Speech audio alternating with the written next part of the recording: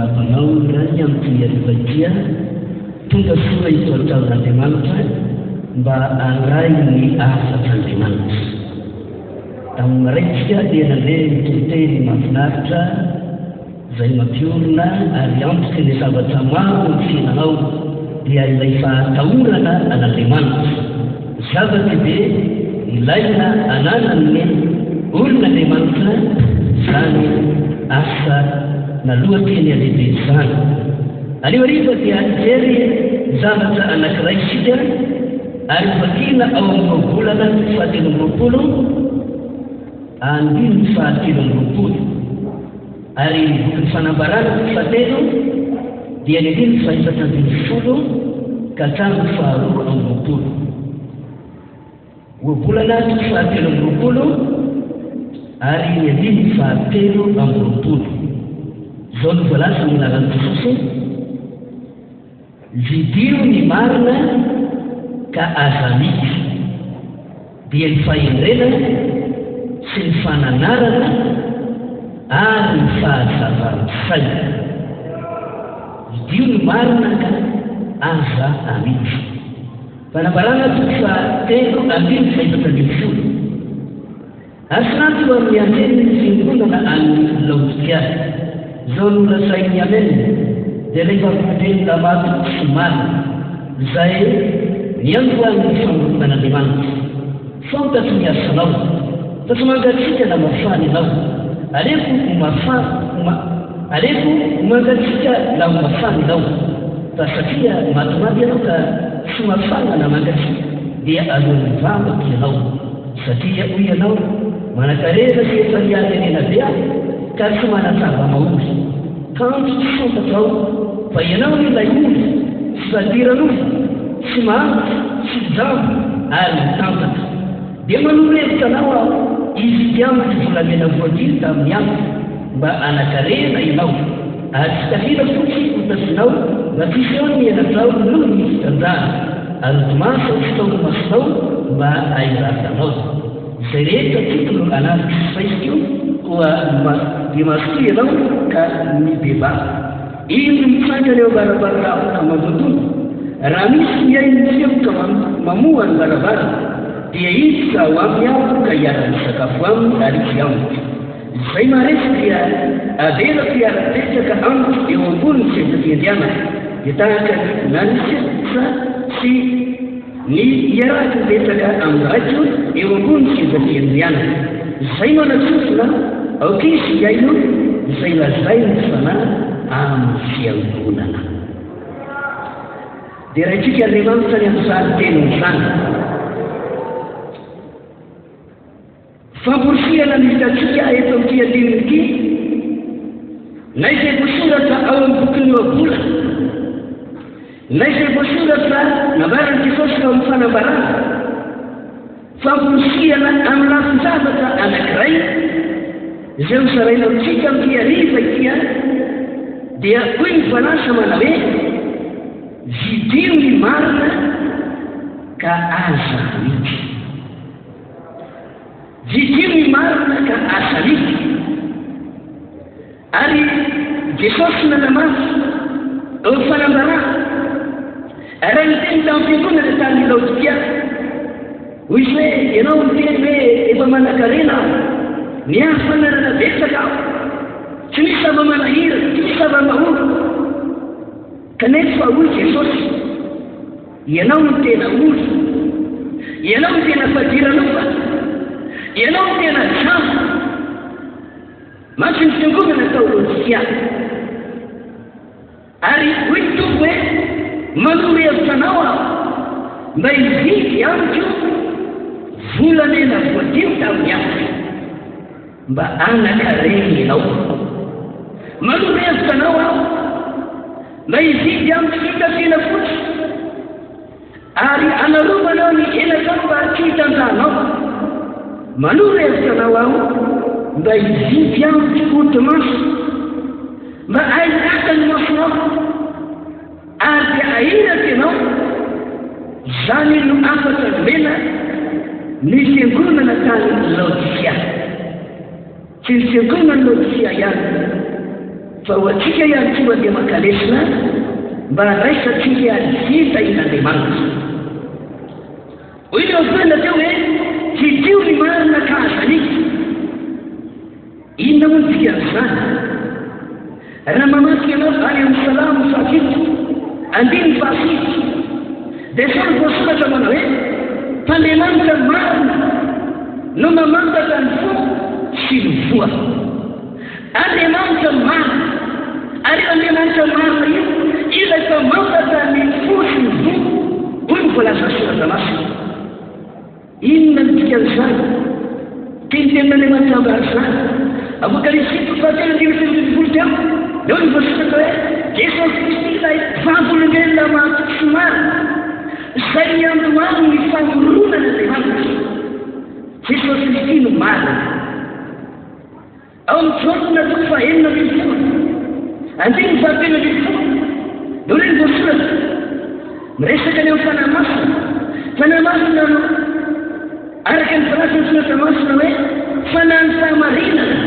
izay tadalana ny olona ho marina rehetra. Fanahy ny fahamarinana izay tarika ny olona ho marina rehetra araka ny voalaza ny matony io. Any amin'ny Salamo 5:10 ny andiny 4:40 tao amin'ny voalohany dia maneho ny fanamarihana iaritsy ny Baiboly fa marina ny didinao rehetra izay mampiseho ihany koa fa ny tenin'Andriamanitra no marina. Noho izany dia tokony handray fitarihana tany an-tany. Jesosy milaza eo amin'ny andiny 8:20 eo amin'ny boky fanambarana dia hoy ny voalaza efa norohevitra anao mba hividy amiko volamena voadia, mba hividy amiko entapela fotsy anarovanao ny famelana, mba hividy amiko ao dimasy mba atany masinao araka ny voalaza ny tenin'Andriamanitra eo. Miresaka ny arena raha-fanahy dikan'izany. Noho izany dia aseo ny tenin'Andriamanitra mazava tsara fa ilairay misy fiandronana disinana, misy fiandronana disihevitra, misy fiandronana disanantenana ilairay toy ny fiandronana teolôjika. Tsy dia nisaka ara-nosy loatra no mahamaky an'i Jesosy fa eto Jesosy dia maneho zavatra lehibe ary mitodika any amin'ny ara-tanahy. Hoy ianao manao hoe efa niariarena be aho manan-karena kanefa hoy Jesosy miteny tamin'ny rasa manao hoe manoro hevitra anao aho mba hividy amiko an'ilay tena areny ianao fa diso lalana ianao, diso anatenany ianao, diso fijery ianao. Hoy nambaran'i Jesosy. Noho izany dia mieritreritra izy manao hoe efa milamina ny zavatra rehetra manan-karena io fiangonana io. Betsaka ny resety, betsaka ny zavatra vita teo anivon'ny fiangonana ary tsy misy zava-mahory. Ny biby ihany koa tsy misy nanahary mana-kohanina, manana ny amiko ary mijery tamin'ny zavatra olona ireo. Leza tena izy ny tompo milaza manao hoe ianao ny tena olo, ianao ny tena mizaha, ianao ny tena jamba ny Jesosy. Manome hevitra anao ao mba hividy amiko ilay tena arena hoy Jesosy. Enkany amin'ity hariva ity mba handray mitorohevitra Jesosy isika tsirairay avy. Alleluia! Enkany andantany'Andriamanitra ianao amin'ity takariva ity tsy ho diso jery amin'ny fijery ara-nofo ka hijery ny zavatra hitany maso ka handany andrisana tenana anao amin'ny fotoana farany. Fa amin'ity hariva ity mba hijery ny fijerin'Andriamanitra ianao eo amin'ny fijery ara-panahy atakatra zava-panahy, atakatra zavatra lavidavitra koa eo amin'ny fiafarany ny tenanao ary anakarena ianao, anakarena zava-panahy, anakarena famarina araka ny volasany tenin'Andriamanitra ary amin'izay fotoan'izay dia atsampy ianao fa tsy diso anatenany ianao fa indray androany dia amantana any amin'ilay arena sady fidiany an-danitra any amin'ny Jesosy. Misaina kiray ihany koa ny tenin'Andriamanitra anadina tsika amin'ny fanazavana any amin'ny Matongo 5:20 miresaka ny ampiritsinina 10 sy 10 ny Baiboly. Dika izany amin'ny fiangonana ary izany tenin'Andriamanitra amin'ny 5 ireo piritsinina 10 izay tsy miampy efa misolopolopy ny jiro kanefa tonga tampoka ilay eo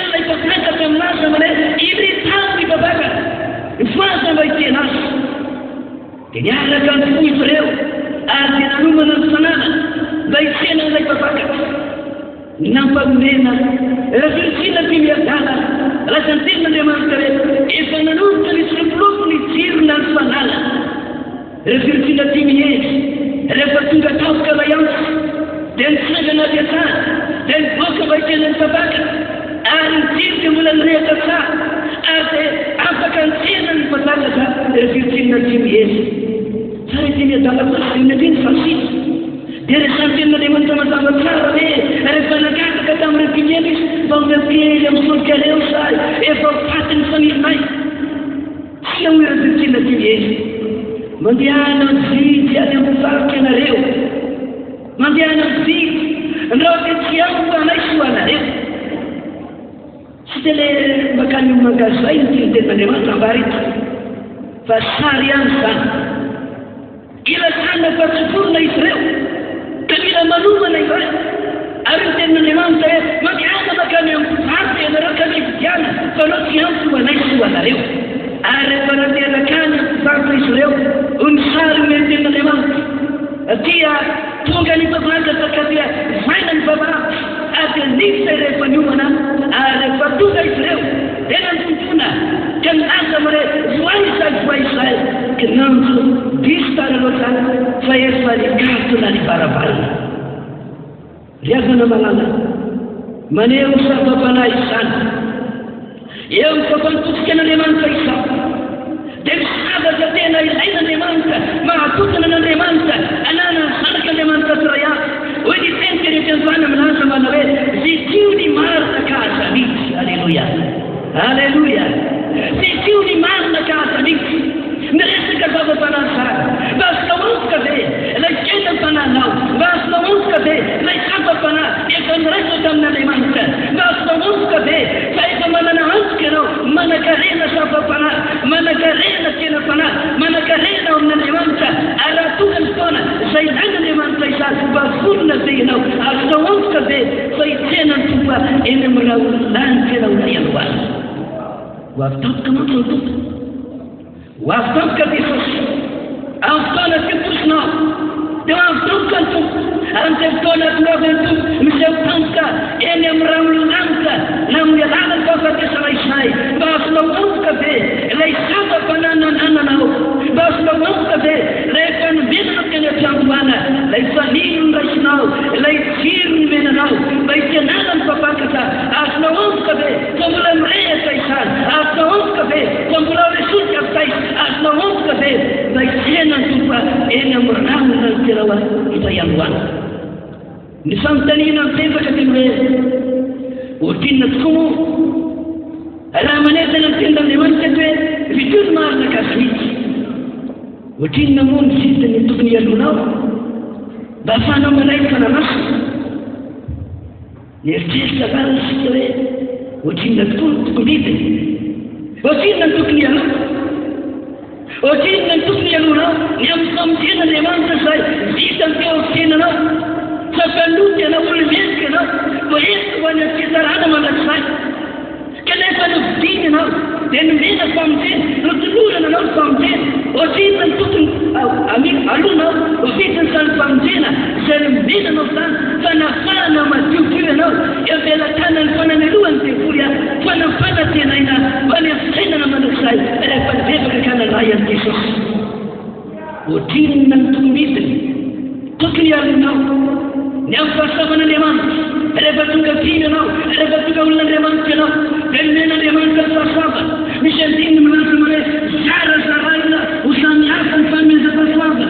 na kristiany na levian-dalàna vava tsy mizata-panor'Andriamanitra omen'Andriamanitra fahasavana ianao ary rehefa nomen'Andriamanitra ianao ilay fahasavana afaka matika ianao mamaky faritena maro samihafa manatanteraka retan'Andriamanitra satria ilay fahasavan'Andriamanitra miaraka aminao atany an-trany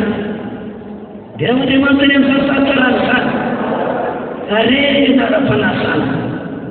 fa nomentan'Andriamanitra izany ohatinona ny tokony azitany zany ary ao fimbona amin'ny karena zany ohatinona ny tokony aloha ohatinona ny tokony alonao ao anatin'izany ireny tenin'Andriamanitra izay raisinao isaky ny fivorina na ao amin'ny baiboly izay vakinao isan'andro reny ndraindray tonga ny devoly manatsivy ianao tsy oteona fa rehefa tonga mamaky ny tenin'Andriamanitra ianao tonga ao amin'ny fivoriana ianao dia tonga ny tenin'Andriamanitra ka mampihery ianao mampisaka anao velona indray fanatenanao raha saika kivy ianao raha saika lavo ianao tena kakaka zao rehefa nomen'Andriamanitra ny teny velona indray fanatenao tonga mahery eo amin'Andriamanitra indray ianao arena sarobidy zany rahalazana lavitra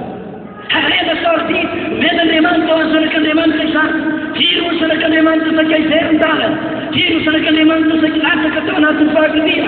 fa rehefa tonga ny tenin'Andriamanitra tamin'ny fotoanany izay men'Andriamanitra saza amin'ireny fotoan'ireny velona ireny fanantena voakantika ny folo tafakevitra indray tsy hamono tena tafakevitra indray tsy hiana ny fanoten'Andriamanitra fa anosy indray akasa midingana ambonimbony tokoa ohatrinona ny tokony alonao amin'izany tenin'Andriamanitra izany ohatrinona ny tokony alonao ny amin'ny famindrampon'Andriamanitra lehibe ny famindrampon'Andriamanitra firy saika efa maty firy saika nahita nosy firy saika nahita zavatra maro saika nandringana sy namotika ny tenany fa teny an-tanana tena dia nisy famindrampon'Andriamanitra ary tena sikavan'Andriamanitra ny lalana dao ao milaza hoe sotan'Andriamanitra fa nanindra fitaritra Andriamanitra ohatrinona ny vidy tokony alonao ny amin'izany fanomezan'Andriamanitra izany ny herin'Andriamanitra miaraka aminao eo ny fanehatra ny devolina karazan-davatra maro samihafa ianao fa nola herin'Andriamanitra miaraka taminao nampiasanao ilay anarana mahery Jesosy resin'ny devoly nandresy tamin'ny anarany Jesosy ianao ohatrinona ny vidy tokony aloha tao anatin'izany ary ny fanomezana maro samihafa tsy voatanisa afaka manomboka mandray an-tsoratra ianao rehefa maro samihafa izay nomen'Andriamanitra anao eo am-piainanao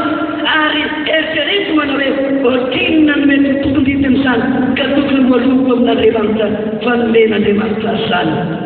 ny vary ny soratra izao maimaimpona ny famonjen'Andriamanitra maimaimpona ny fanomezan'Andriamanitra ny fanamaso maimaimpona ny fanomezan'Andriamanitra ny hery hiaraka amin'ny zanak'Andriamanitra maimaimpona rehefa nomezan'Andriamanitra maro samihafa reo ho an'ny zanak'Andriamanitra izay manolo tena ho an'Andriamanitra fa izay zaza fa mba takian'Andriamanitra kosa eo amin'ny fiaino sy ny fiainanao dia io andinsoratra masina eo hoy voalaza manao hoe vidio ny marina kazanitsy dia raha ho Andriamanitra tsy amin'ny anazany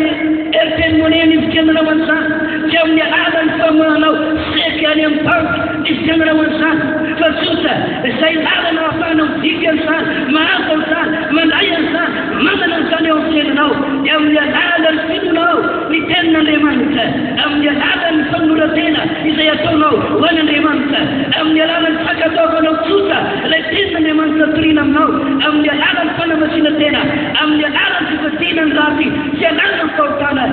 zany ny vidy ny takian'Andriamanitra amiko sy aminao nanasana lazy dia reo mahafinaritsy Andriamanitra avidinao amin'ny vola zany tsy mavidinao fa zay mba takian'Andriamanitra na dia ny olona tsy hoany am-bola azy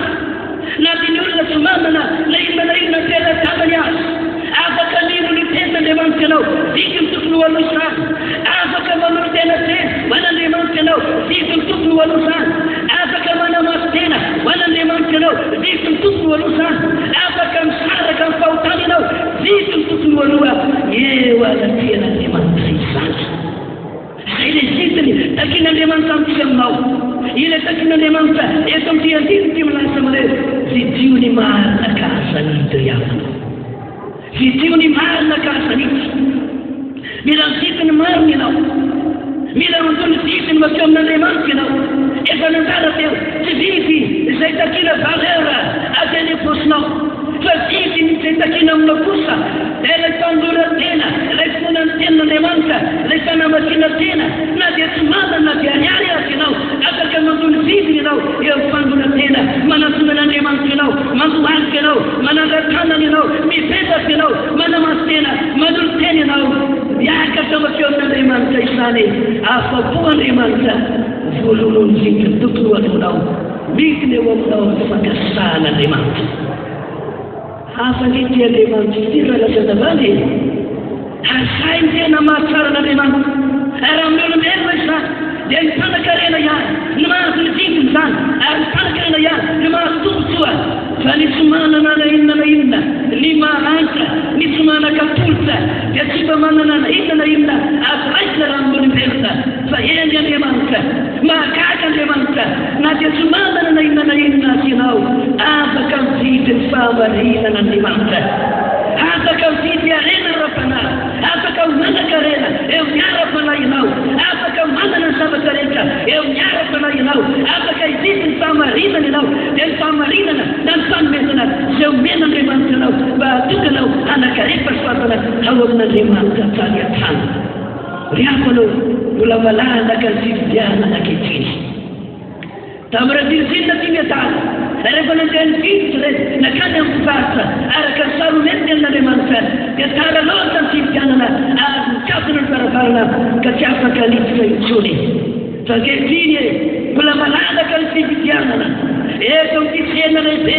toerana malalaka azona manolo-tena hoan'Andriamanitra ity afaka ho tonga eto ianao amin'ny fotoam-bataka maray afaka ho tonga eto ianao ny fivoriana talata ny fivoriana lakamisy ny asabotsy amin'ny fotoana rehetra mamety izao afaka ho tonga eto ianao mba hividy ny fahamarinana Andriamanitra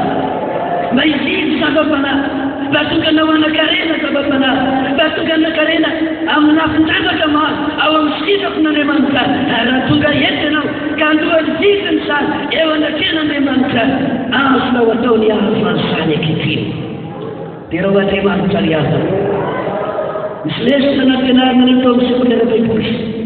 tadiditra mandraka andohan'ilay lesona hoe raha tianao ny ataova ny fanaten'Andriamanitra ngavy amin'ny toerana anankiray voatokana dia mandohale dia mivavaha azonao ataony manangatra ny tananao amin'ny lanitra dia manomboka mitady an'Andriamanitra ianao ary aza miala fandohalena mihitsy ianao mandrapahatompanao fa mamanika anao Andriamanitra fa naoelana faingana rehefa ao am-ponao rehefa ao an-tsainao rehefa ao anatinao le tena hitady an'Andriamanitra marina tsy mahazo tonga eo ka amalanao eo Andriamanitra ataovy ameny zany raha mbainao tsy mahazo tonga eo Andriamanitra zany efa nalaminao tsara ny programanao anadino zavatra nyvelany ianao fa nomboka hitady an'Andriamanitra anomboka andohan'ny vidiny eo anafian'Andriamanitra dia manomboka mivavaka ianao dia manomboka mitady an'Andriamanitra ianao ary efa tena mivavaka finao manontolo ianao afa miala fampihoalehany ho efa mianatra mandra-pahatompanao fa midina eo hamangy anao eo Andriamanitra ana biasy eo afianako zany tsapakora ialina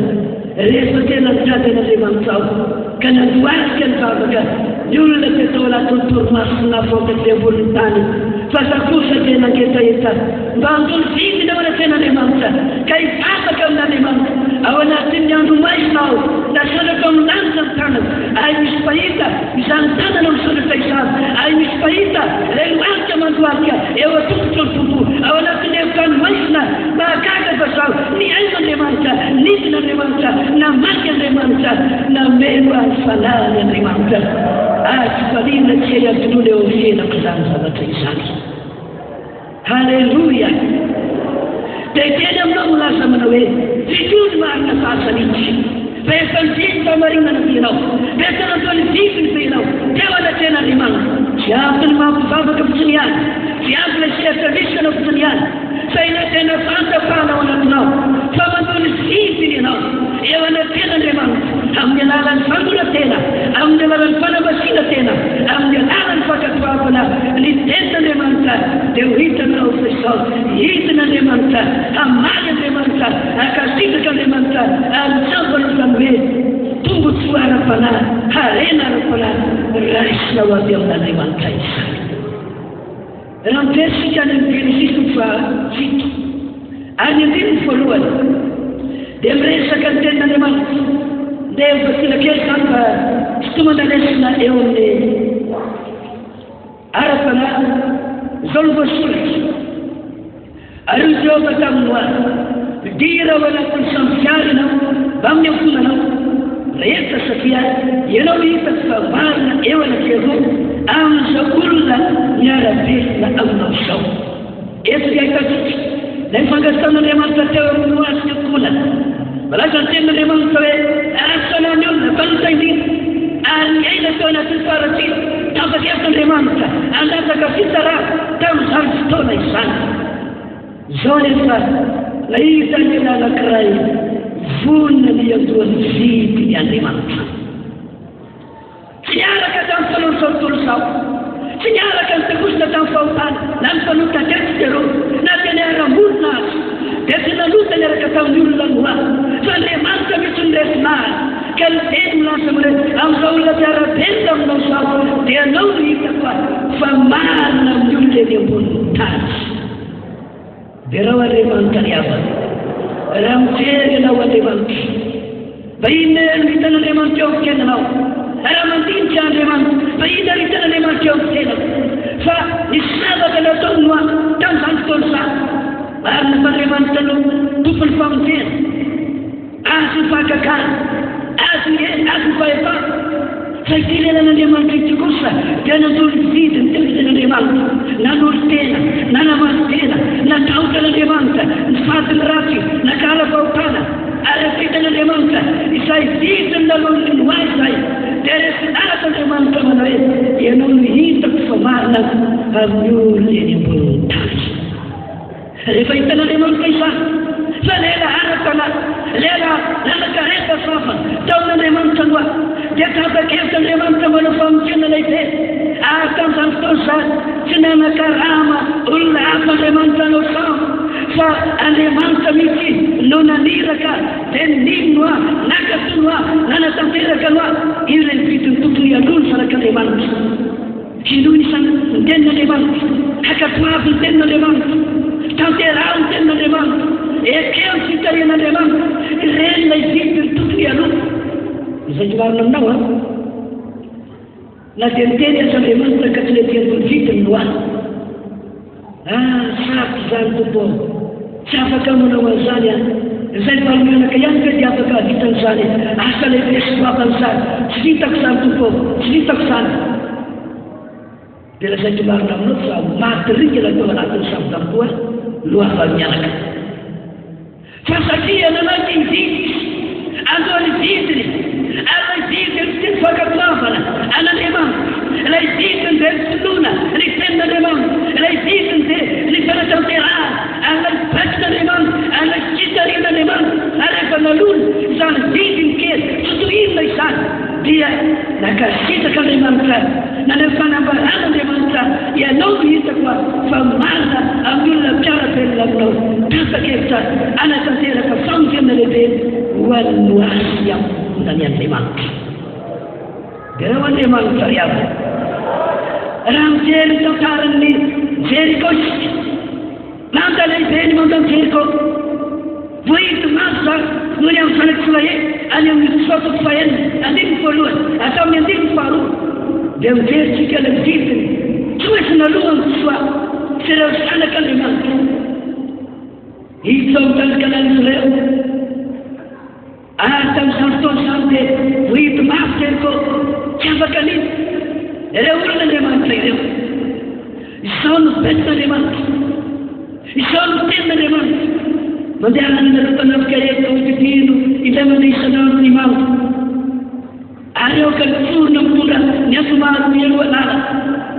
ataovy ilay mandeha isanandro izany amin'ny antoafi ofitino ifiny. Ary rehefa vitanareo izany dia ao ka iorakoraka amin'ny fiorakoraka mifandresinareo ary rehefa nitanterahana akakany sy andavany fa naroly vidiny izay nitakin'Andriamanitra tamin'izany. Inona ny zavatra nitsangava taorinan'izay nirotana ny mandan'ny Jeriko nisatra matsara na nyresy ny sanak'Andriamanitra nahita ny fahagagan'Andriamanitra. Sinao ve dia hita ny fahagagan'Andriamanitra? Mila manotony vidiny ny sanak'Andriamanitra. Resaka ny sanak'Andriamanitra tsy mahita fahagagana satria tsy vorona antony vidy ena tenin'Andriamanitra dia ny fakatoavana ny tenin'Andriamanitra, fanekena ny fitarian'Andriamanitra. Ary raha tsotra ianao ka mandoza ny vidiny izay ampanitoavin'Andriamanitra izany dia lazaiko marina aminao akasitaka anao Andriamanitra, iady anao Andriamanitra ary azonaka mazao ahita ny voninahit'Andriamanitra ianao. Ny Genesisy 1:10 miresaka ny amin'ny Abrahama nahitanan''Andriamanitra izay nomen'Andriamanitra teny Sara kanefa eo amin'ny 7:20 ny Genesisy sivy amin'ny folo taona ny lehilahy tsy mbola miteraka tsy mbola tonga ny tendrika samy ilay misy olona tsy ambony fitiny ary tsy maharitra eo amin'ny fiandrasana amin'Andriamanitra tsy mora foana ny miangan'Andriamanitra indray nainay dia somary manahirana nainay dia somary sarotra ilay miangan'Andriamanitra miangan'Andriamanitra i Abrahama nivavaka 2 taona 3 taona 5 taona 10 taona kapoka 7 taona ny lehilahy zay dia nanomboka namaly Andriamanitra ny vidiny tokony aminao rehefa manompo n'Andriamanitra ianao mila mankatoy ny bain'Andriamanitra mila mitohy migon'Andriamanitra mila mitohy ihany koa miangan'Andriamanitra ianao izay fiandrasana n'Andriamanitra izany dia vidiny toetra io eo amin'ny fanomponan'Andriamanitra betsaka ny zanak'Andriamanitra tsy mahazo an'Andriamanitra ary rehefa tsy mandeha n'Andriamanitra dia mandeha alohan'Andriamanitra ary sendra volana sendra andro sendra zava-manahirana ary atianao nefa ny vonina t'Andriamanitra ilay namahay miangan'Andriamanitra i Abrahama miangan'Andriamanitra i Abrahama rehefa nahatsiarin'Andriamanitra i Abrahama tonga ny tendrika samy tamin'ny 70 taona nanome ny tendrika samy Andriamanitra nitin'Andriamanitra niteny tamin'ny vatin'Andriamanitra amin'ny 5 eo amin'ny Genesis 20 malaza ny tenin'Andriamanitra hoe Sara vatinao dia hiteraka zazalahy ary hiteraka aminao izy ary minarany tao hoe Isaka taorianany zany tanteraka ny tenin'Andriamanitra satria nahoana nahangan'Andriamanitra i Abrahama raha mijery ianao any amin'ny Genesis Exodus ihany andiny faraika 20 azam'fahatena 20 lasa mitenin'Andriamanitra fa tonga ny Amaleka nanafika ny zanak'Israely ary tonga raiky taniady teo amin'izany fotoana izany fa ny zavatra nomarian'ny Baiboly Josua sy ny miaramila dia tany talanitra Mosesy dia tao aterym-bohitra dia nitavaka nanandatana ary rehefa nitavaka ka nasa nitavaka amin'nytena rehetra Israely fa rehefa elany reraka amin'Jesy dia nanombokanitana ny tanana nanombokanitana ny tanana nanombokanitana ny tanana ary nitavaka voamarika dia zao rehefa reraka izy kanitana ny tanana iny dia nanomboka resy ny Israely nanomboka resy ny zanak'Andriamanitra eto dia tia namanamarianao fa ilay programan'Andriamanitra sy ny vavaka ataony zanak'Andriamanitra dia misitalaisany izany aoka hitoy ahery vavaka ny zanak'Andriamanitra zavatra nisy rehefa tsy katy ora sy alohany zany fa nidiny ny tanany Jesy mila toanana ny tanany Jesy mila faherezina ny tanany Jesy ary nanana hevitra sy morana ny anankiray teo an'iny dia nasiny vato mba hipetrahany Jesy dia naharitra ny sandratra ny tanany Jesy ary toana misy morana zavatra nahagaga dia rehefa naharitra ny sandratra ilay tanan'ilay mpanofon'Andriamanitra dia nanomboka resy tosika rehefa avalo nanomboka resy ny fahavalo ary nanomboka teo nandresy ny zanak'Andriamanitra misy vidy dia tsy maintsy naloha tao mariko fa nisy bisa tsy maintsy naloha tao raha mijanona fotsiny Jesy efa reraka ataony efa dia efa reraka alao mijanona amin'izay efa reraka dia resy ny zanak'Israely tena resy izy ireo fa nisy bisa dia tsy maintsy naloha rehefa natsikaritra n'izany izy molama andao tohanana ilay mpanofon'Andriamanitra dia nitohanana ny teo ankanila akavia sy avà dia nampaherezina ary Josua ihany koa sy ny miaramila sy ny ravoravo-tanana tany an-tanany tany fa niezaka tany an-tany tany am-bavavy tany niatika izany avy mangotaka izany ary nakagaka zao rehefa nalohany vidiny tamin'ny alalan'ny fandolantena tamin'ny alalan'ny faharetana mambavaka tamin'ny alalan'ny firaisan-tsaina amin'ny fandaminana sy natao rehefa nialanetana ireo niaraka nandory ny vidiny ireo zanak'Andriamanitra ireo zavatra nagaga dia zao nampandresy azy Andriamanitra tamin'izay fotoana izay dia raha Andriamanitra riavana moatsy lesina ho an'ny fiangonan'Andriamanitra vaizany amin'izao amin'ny farany zao mba hahatonga atsika andao ny vidiny eo anatrehan'Andriamanitra ary amin'ny ray saina ary amin'ny vavaka ny zanak'Andriamanitra ary miady an'Andriamanitra manohana ny fitarian'Andriamanitra miara-miaka amin'Andriamanitra sy ny mpanofon'Andriamanitra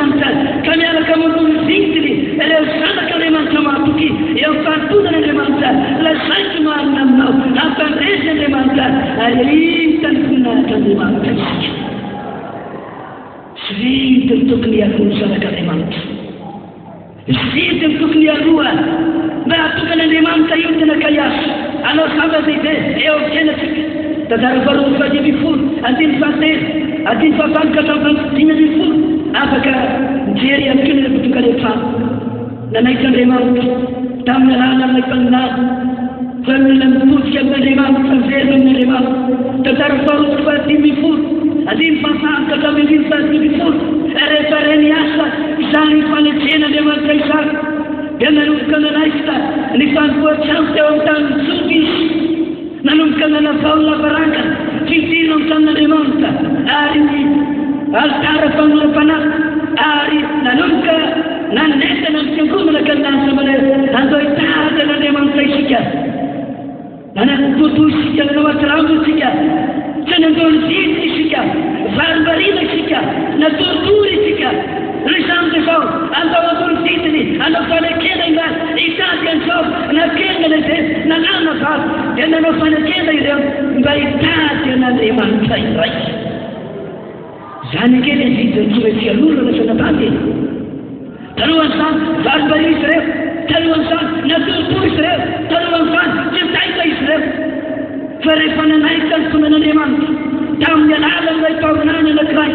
inona ny zavatra mitany nanomboka nanaika ny olona iasy mpanjaka ny tsotra tamin'ny taon'izany dia nanomboka novaosina ny fanontsoan'Andriamanitra, nanomboka nyray saina izy ireo, ny fanekana izy ireo andao hitady an'Andriamanitra, andao hanolo-tena, andao hanamaso-tena, andao hikataka an'Andriamanitra maro ary rehefa nitady an'Andriamanitra ireo zavatra nagaga dia zao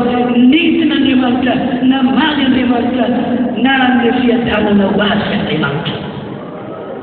Voaray oe zany leso zany ka lazana basy zidy ny tokony ho aloha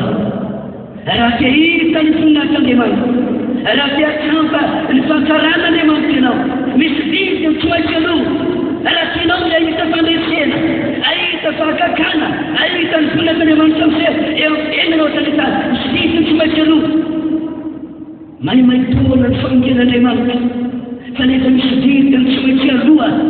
mba ahafahana manapofo makeo amin'Andriamanitra fa ianao dia mino an'Andriamanitra, ianao dia makato an'Andriamanitra, ianao dia manaiky an'Andriamanitra, ianao dia vonina iara-miasa amin'Andriamanitra ary vonina no ampiasain'Andriamanitra ary efa resavana amin'izany Andriamanitra mandony vidiny ianao midin'Andriamanitra mamaly vavak'Andriamanitra miavana.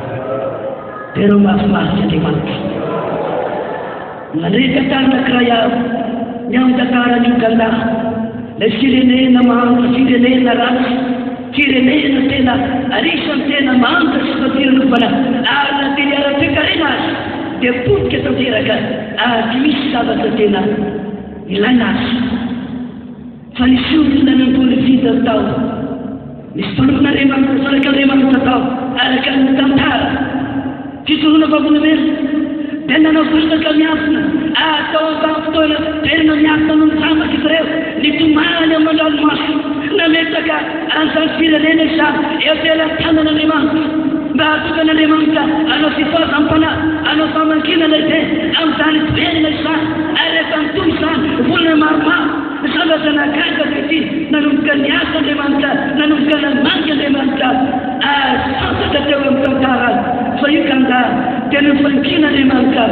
tamin'ny mpitondra fanjakana aza resy lahatra nanolotra ny kianja malalaka anaovana mibavaka ary azaona mitady an'Andriamanitra ary mahagaga fa zao atao mipoekarena aza dia nivaina Andriamanitra nifankina Andriamanitra nahita fifoazam-panahy lehibe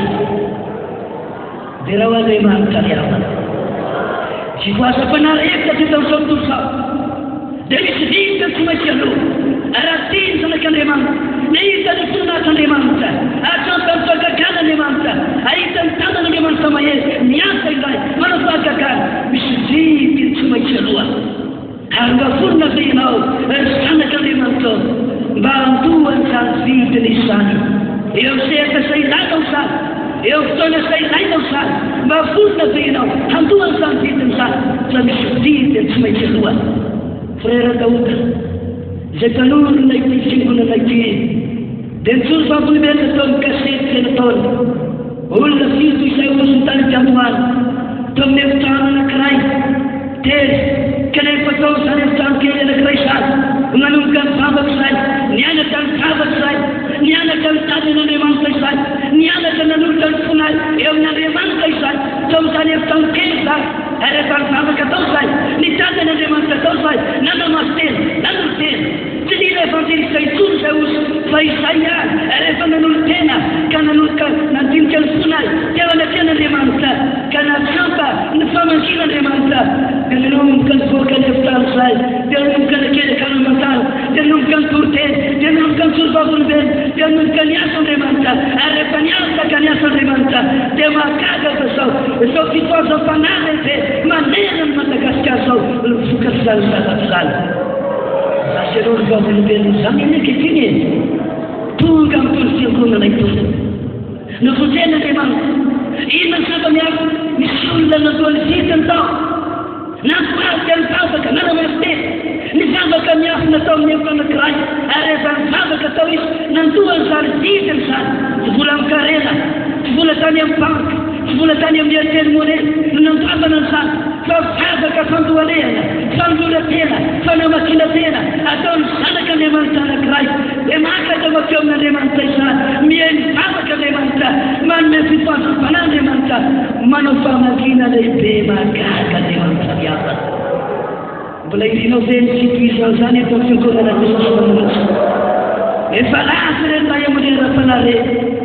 isika izao ny sisy ety andala mpiazaka zara mba misy sanak'Andriamanitra ve mbola vonona andony vity eto amin'ny tono beana itony raha nitra teto Madagasikara izy mivady vady ihany na efatra ambin'ny folo andro mahery matetika ary rehefa nivavaka nivady ihany na dia teo azy misakasakana maro samihafa nakataka zao nanokatra lalan'Andriamanitra ary atamin'izay ka hatramin'izao na dia misy aza ny fanemba-fiambanana fanelikerenana fanafotehana fandravana ny fiangonana Jesosy namonjy mbola iretisika menakavy manakaloazy mbola mahatsapa zao mbola velona Jesositsika dia raha Andriamanitra riavanao no izany dia mampaherenao aho fa izy sanak'Andriamanitra hitsangana andony vitiny hoy ny lohateny terety ambany milaza manao hoe vitio ny marina kafanitsy mba vonona andony vitiny zay ianao lay vity miara-panahy mba andraisana ny fahagagan'Andriamanitra andraisana ny henin'Andriamanitra andraisana fitoazam-panahy andraisana famakin'Andriamanitra ilain'Andriamanitra ho hita eo amin'ny fiainantsika izany ary ry havana malahy rehefa nifidy asaony Andriamanitra ao amin'ny Samuela voalohany fahafolo andiny fahafito hoy tenin'Andriamanitra mare rehefa hitanao rehefa fantatrao rehefa toky aminao rehefa mantana maro samihafa ireo dia mihetseha ianao atao izay azo ny tananao atao fa Andriamanitra fombanao aleluia izany ny teny nambara tamin'ny Saoly izay nomena ny fanamaso Saoly izay nahazo izay nambavao Saoly izay nisan'ny mpaminahy na zava-panahy nomena Andriamanitra fanomezam-panahy idia lehilahy atao hoe Saoly ity ary Saoly vaik'Andriamanitra mare rehefa hitanao tonga aminao tanteraka aminao re zavatra nampananten'Andriamanitra ireo atao izay azo ny tananao atao inona ny dikazany sy viritra tsy maintsy aloha vitiny marina kafanitsy rehefa nividy ianao tamin'ny fanoran-tena nakado nanatanteraka amin'ny tenin'Andriamanitra dia nividinao zany tamin'ny alalan'ny fanoran-tenanao ilay zavatra nomen'Andriamanitra ary aza mividy zany ary tasony hatramin'ny farany zany izany ny zava-dehibe izay tian'Andriamanitra ho tanterana zay nampalahelo Saoly na dia efa nividy an'izany aza dia navity n'ilay zany natakalo n'ilay zany taty aoriana ary hitatsika fa zao ratsy ny fiafarany Saoly amin'ny Romana 12:1 andiny faharoa dia manamafy Paoly milaza ny amin'ny vidiny tokony io aloha famozany mangataka amin'ireo raharaha mba ho atolotrareo ny tenanareo fa fanavitra velona masina sik'Andriamanitra dia fanotoam-panahy mety ho ataonareo zany ary aza manaraka ny fanao zao tontolo zao fa miova amin'ny fanavaozana ny saina dia raha Andriamanitra riavana fantatrao sisa izany ny vidiny tokony ho aloha tsy amin'ny fanoran-tena na dia voafoty azy ianao tsy ho voatazonao zany ho foty eny am-pela tananao zany na dia nomena fanomeza-pahasoavana azy ianao na dia nomena fanaran-kelika azy ianao na dia nomena zava-panay azy ianao raha tsy ao ilay vidiny tokony ho aloha raha tsy efainao zany dia ny fanoran-tena ary hitasomana zany efa mifana tsy ho voatazonao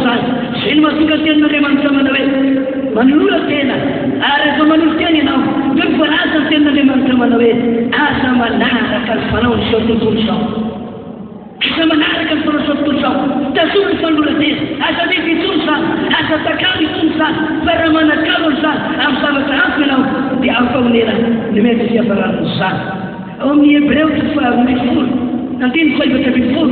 dia mbola manamafy ny tenin'Andriamanitra miresaka ny amin'ny zavatra tokony vita tokony ho aloha. Hoy izy amin'ny tany teny izany milaza male miezara mitady fihavana amin'ny olona rehetra ary fahamasina. Fa izy tsy manam-pahamasina dia hita ny tompo. Misy ezaka tokony ho atao. Ny fahamasinana io tsy tonga ho azy ireny olona mitsoroka maro eo fantin'Andriamanitra ireny tonga ho azy ireny. Fa misy biby tsy maintsy aloha miezaka manamaso tena, miezaka mifaty ny ratsy, miezaka manakaiky an'Andriamanitra, miezaka arak'izay azo atao eo fangoratena tena ho an'Andriamanitra. Tsy manao fitotoro, tsy manao atrambona ny tena-panahy ny fangoratena ary efa ataony zany azy dia gaty ianao ho tahiry eo amin'ny fahasoavan'Andriamanitra izy ireo. Miafaka omenanao anio vidio ny marina fahasanitsy. Vidio ny marina kahasanitsy. Rehefa nyfitinao tamin'ny fanoratena ireo sabafanareo asa mety itsony izany. Raha eo amin'ny ranofa maro ny olona no mividy zavatra lafo eny an-tamboany, mividy lamba, mividy fitaovana, mividy fiara, mividy telefônina lafo. Fa rehefa elaela dia mety ny moraindray. Misy olona rehefa tonga ny volanety dia mividy costume, vita ny volanety dia mividy ny ray. Satria dia isehoseho amin'ilay andro anankiray. Dia mitomona costume ny vidina 1 million, amidy 200 000. Rehefa vita ny volanety, rehefa vita ny fety. Izany zavatra ataon'ny olona matetika. Fa ny zavatra ara-panahy tonga tahaka an'izany. Fonao fitotoro izany zavatra ara-panahy arato tahaka an'izany. Hoy ny tenin'Andriamanitra manao hoe vidio ny marina kahasanitsy.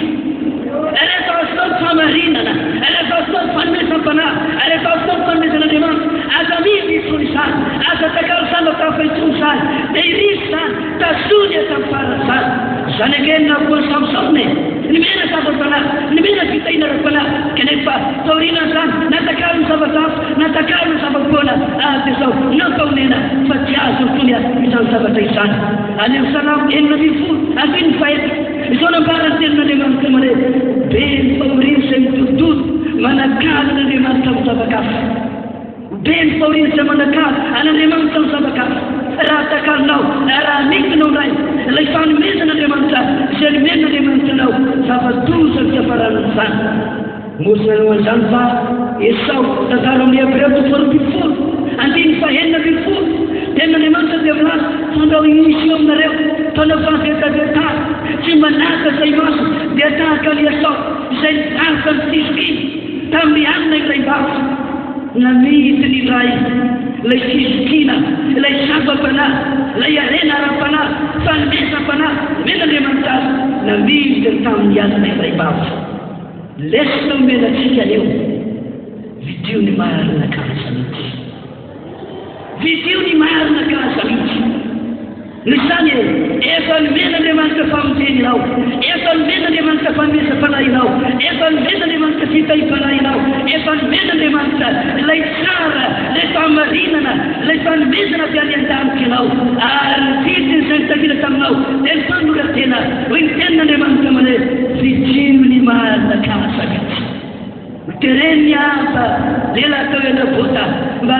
mivarotra ny taniny kanefa hoy izy milaza mane sanafiamto raha hivarotra ny taniny azoko aminao aho dia misy izany satria fanomezan'Andriamanitra izany. Riavana malalo tonga eto fitoerany isika raha tonga teto ianao ka tena nitady an'Andriamanitra marina, nikasaka an'Andriamanitra marina, tsy miala maika ianao fa mahazo fanomezam-panahy any an-danitra ianao.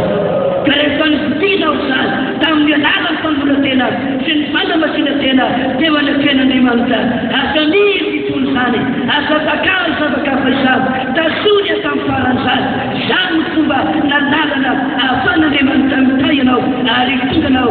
tanteraka sikafon'Andriamanitra ary ray andro azy tsy ho very fanantenany ianao fa ho raisinao ny vansy lehibea eo anaken'Andriamanitra iray andro. Wanareo anababa sekoly ara-baiboly amin'ilay asa iparitaka toera amin'ny fotoana izao dio ny marina vaza mihitsy ilay famarinana izay miraisinao teo amin'Andriamanitra ka natovina tao amin'ny fanolorantena vidio izany kaza mihitsy asa takalo zava-kafa izany asa takalo zava-potoana izany tasony atany atany izany ary isika natao na ny raha mba hitondra ny fanilo anazava ity nosy ity noho izany dia zao mandiana miaraka amin'ny fanilo dia ny tenin'Andriamanitra ny fanolorantena ny fanamasinantena ao tao hita fa zao iraka Jesosy mamonjy ianao dia reo mafimafy Andriamanitra ao tao hita fa iraka Andriamanitra ianao mitory filasan-tsara vavolombelo ny tompo ianao ary tondra amin'izany ho any amin'ny toerana maizina mba isehoany finaz'Andriamanitra ary amin'ny alalanao no fitaovana lehibe anankiray hitondran'Andriamanitra famonjena ho an'ny hafa ary anazavana ihany koa izay mbola ao anaty miaisina mba hitany ny fahazavan'Andriamanitra noho izany tazono miatany atany izany angaratsika amin'izao fotoana izao miezaka tany atany mitazona izany tsy mivarotra izany mitahiry an'izany tsy manakalo izany ony falazany tenin'Andriamanitra tokony velona kely aminao rehefa nandeha niasa fa teo miasan'Andriamanitra zavatra nagahaka izao na dia tsy misy inona aza tao amin'ilay toerana anankiray tsy misy tima afaka mitordeny mitolo vavolombelo tamin'ny andro misy tao dia misy fizarana megafonina sy manatao fonina tamin'ny fotoana ary tonga tamin'ny fotoana anankiray ary fiangonana kely anankiray indraindray mba misy nalamanao indraindray tsy misy ary dia tena hita izay atao kanefa rehefa nizavaka rehefa nagataka an'Andriamanitra rehefa nagataka ny hery to dia nomeny hery ary zavatra trombako dia zao tsy aliolona fa tsy maintsy mandeha ary rehefa mandeha ianao ka velozavaka ianao mimana mangavaka ianao manoloteny ianao tsy mamelana mitsanga melatra mitsy Andriamanitra vavaka loka fotoana vavaka ny fampiasa ary rehefa nizavaka natsambany fanatehako natsambany fahaviany fanamaso dia nanomboka ny enga lesy ny megafone lesy amin'ny fino manetafona tsia tsy mba misy olona iaraka amin'ny ramotry no ilay sehatra misy fiangonana tsy mba misy rala olona tena afaka mitsotra anankiray ihany ilay mba afaka miaraka amin'ny Kristo dia tsy fino megafone sy ny manetafona dia nampanerogony zava-maneno ary rehefa nalemy manetafona dia nakoavy tamin'ny andro megafone eran'ny tanàna dia taitra ny olona fa misy inona izany nitakorona tapoka ny olona ary rehefa nitakorona tapoka ny olona dia tsy misy hira maharaka tony tordeny atetany no nitsena ny olona tonga teo amin'ilay tanàna ary dia tosany voaka amin'ny fito marainao ary amin'ny fito hariva mba miditra amin'ny tokantrano fa tsy navitranga-melatra Andriamanitra fa namonjy fa namaro tao anatin'izany Andriamanitra sy latsino hoe zareny tordeny zareny ny posta anankiray zareny tahaka an'izao fia rehefa mifantaka ianao manoloteny ianao mambony viviny ianao miaraka aminao atany Andriamanitra noho izany zany no matina mitsangana indray velona indray amin'ny fiangonana tsika itony fa isy lehilahy sy vehivavy manana ny fanamasin'Andriamanitra tsy matahotra tsy menatra mandeha mitozona zao tsara manana fanasaina miaraka amin'ny tenin'Andriamanitra sy nosit'Andriamanitra rehefa miantsika ianao miaraka aminao atany Andriamanitra niafat'Andriamanitra omenana olo ary vitiro ny marina kasa mihitsy rehefa nitianao ny marina tamin'ny alalany fangolatena aza mihitsy izany tasomiaka amin'ny faran'izany ary amitoy ianao manatanteraka n'izany ka nitsiray avy amin'izany amintsika izao vonina amin'ny fanodidiny anatanteraka izany baitin'Andriamanitra izany lazaka anao fa hipoaka tsy hoe natry ny fahazam-panahy anao asa lehibe amin'ny alalantsika Andriamanitra dia toritory itsony itsika tsy varimina itsony itsika fa hifoa ary aroso hiazakazaka ary hiaraka amintsika atany Andriamanitra izany vonina ve ianao andony vidiny amin'ny fiariva ity vonina ve ianao anamafy ny fanolorantena dia toritory itsony tsy hifetadetsaka itsony tsy varimbarina itsony endrinay anisany anankiray nanosika sy nandresinahitra ataony fazan'Andriamanitra zao za dia tiany fiangonana matetika any amin'ny fiangonana ny matoro tamin'ny fotoana ny fahatarorako ary ilay andro misy tongon'Andriamanitra maromaro tonga tao amin'ilay fiangonana azy ndrasako ary niaraka ny vavaka izay dia natoro tamin'ny alina ka nanamitra rehefa natoro zay natoro rehefa elaela dia taitra eniko rehefa taitra za misy bitsibitsy misy olona tasitra atao trano iany rehefa nieny tsara dia sy ditsiditsika afa fataotra ny vavaka napiretrika ny jiro akory ny agagaro fahitira ny oloton'Andriamanitra manandratrana mivavaka mitolo zana tory ny olona rehetra matory izy mitolona mivavaka ao anatin'ny asa mankeny azany no anisany nanaika zany no anisany nanetana amin'ilay seky reny tena ny mpanoton'Andriamanitra ary nanovoka teo tena santasy nandray lesina hoe ireny mpanoton'Andriamanitra ireny sy mijetratetaka ny olona matory sa miara-mivavaka dia matory ny olona matory miesina manofo fa izy ka ifindra ihany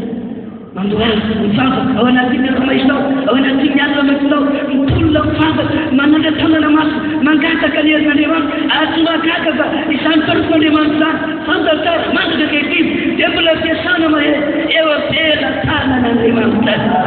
nanesilahatra narosika zany aiky mandehandeha foana ny asan'Andriamanitra misy zavatra manofoka ao ambadika ao misy vitiny tsy maintsy aloha ary efa mampony vitiny ny mpanoton'Andriamanitra ny zanak'Andriamanitra ny fiangonan'Andriamanitra miasa Andriamanitra mitin'Andriamanitra mamangy Andriamanitra manome fifoazam-panahy Andriamanitra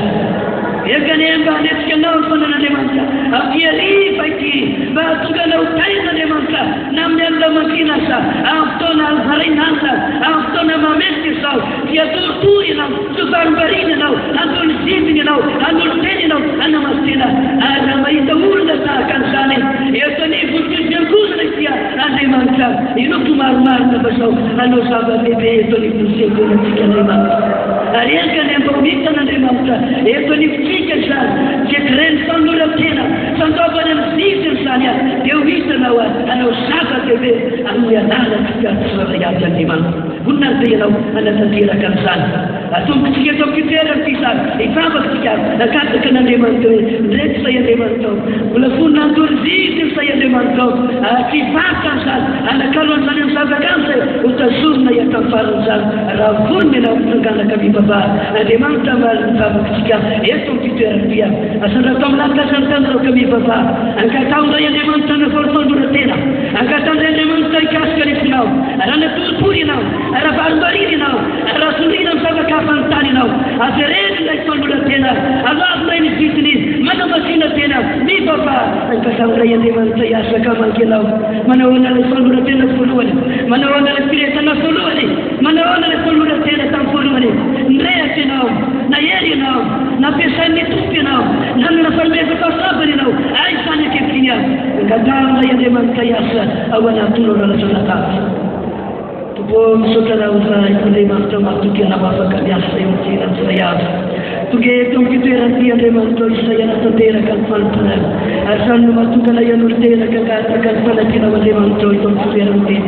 zao ny fotoana zay asanay Andriamanitra manay afatra ny teny manay ary mivavaka aminao manokana mahitainao zay afatra izany mba ho raisy fiangonana indray Andriamanitra miafatra ny teninao amin'ny ariva ity ka natokanay Andriamanitra atsampa indray Samarina ny afatra ny teniny izany tombo mangataka anao zay mahitainao zay avy mba ho tonga any am-pony zay adiny afatra tombo mba tonganay vidy tombo Samarina na tena zava-pana na tonganay tena-kalana zany amin'ny zavakafa tombo atonganay atsampa indray fa ianao Andriamanitra tompony finoana ihany mangataka anao ao lailay mivavaka indraka mamerina ny fahatsapara tamin'ny voalohany anana torotorona varivariny ianao aisany fanoratena tany am-voalohany aisany fanoratena tamin'ny fony ianao nandray famoten'Andriamanitra azereny ilay izany aka irehaka ao anatinao ray na etaeta zava-pana vidio ny marina ny fanoratenanao ny vidiny zany aoka alonao izany fotokony atao raha mila fakakany raha mila fandresena raha mila fambiasana ianao tanterao ny vidiny fanoratena tian'Andriamanitra omenanao lesany amin'ny ariva tia rira lasana basy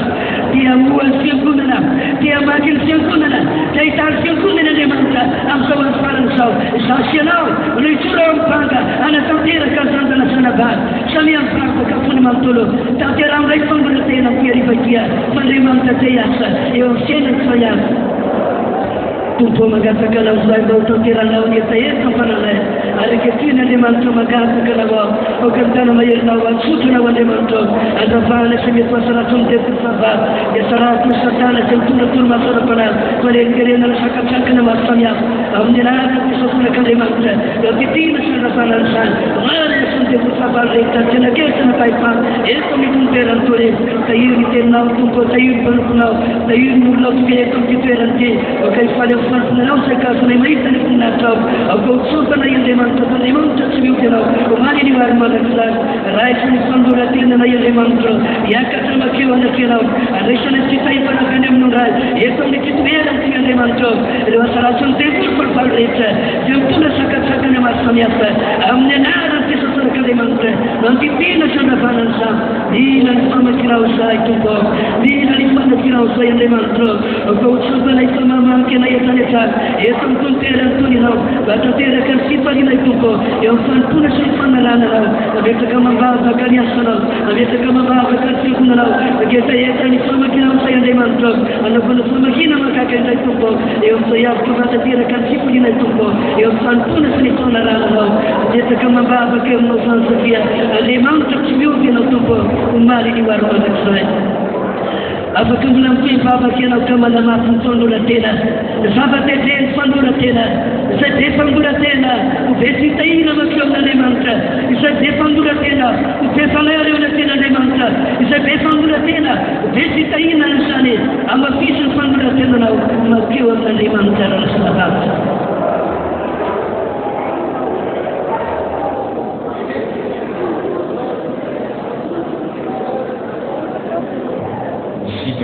Sika kuwa temano